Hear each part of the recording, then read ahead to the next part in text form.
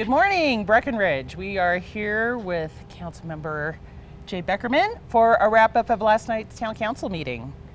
What would you like to talk about? Man, we had such a great meeting yesterday. First thing we talked about was neighborhood preservation policy. And what that basically means is there are areas in town boundaries where there are not building envelopes, which means that there is just minimum requirements that exist, which can result in some undesirable buildings that seem to tower over the road or tower over our pedestrians. And so our team at the planning did such an amazing job. They went and they talked to our planning commission, they talked to our architects, our contractors, and our developers. They did this through one-on-one meetings, through group meetings, through virtual meetings, even phone calls and letters.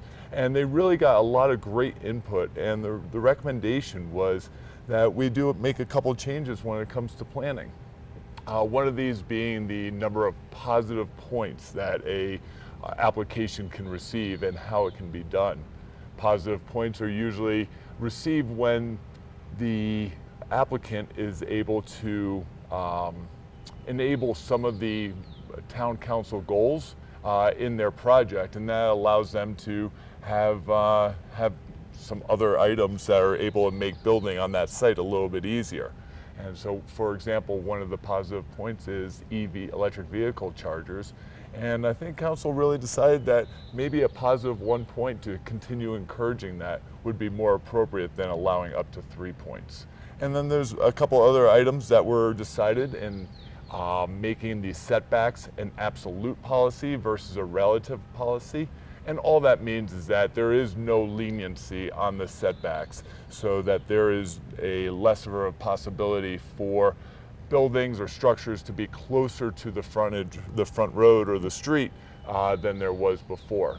And the last thing was the landscaping was an opportunity to get positive points before, where we're in a new era of fire-wise and trying to be safe and secure lesser insurance rates.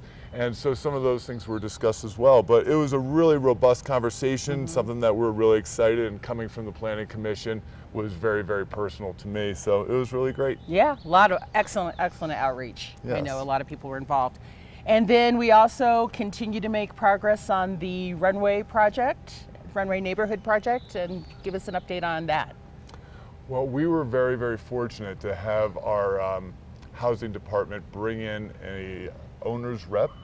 And so this is kind of the next step to ensure that council's doing its fiduciary responsibility to its constituents by making sure that we squeeze every drop of blood out of this rock that we can do.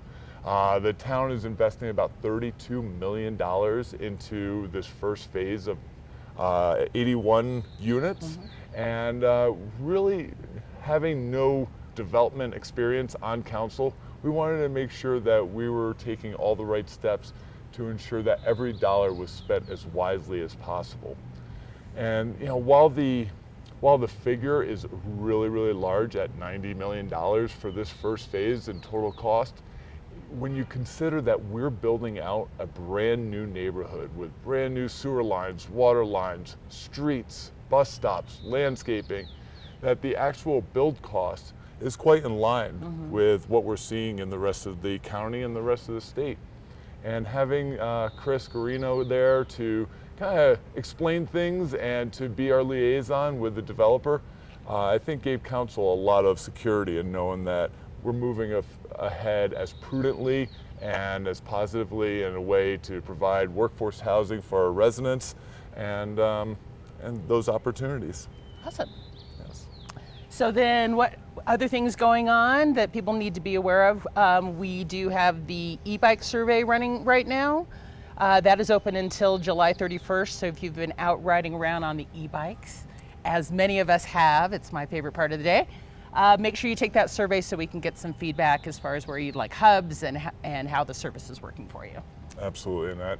And along those lines, please, we really know that you all are busy and that you have careers and families and obligations, but if you would, take a moment to go to the homepage at townofbreckenridge.com and click Sign Me Up There you're able to select what topics interest you and how you would like to receive that information.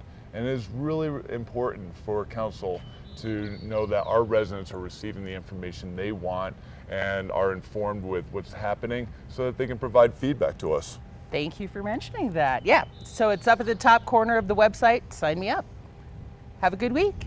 Thanks, Annette. Thanks.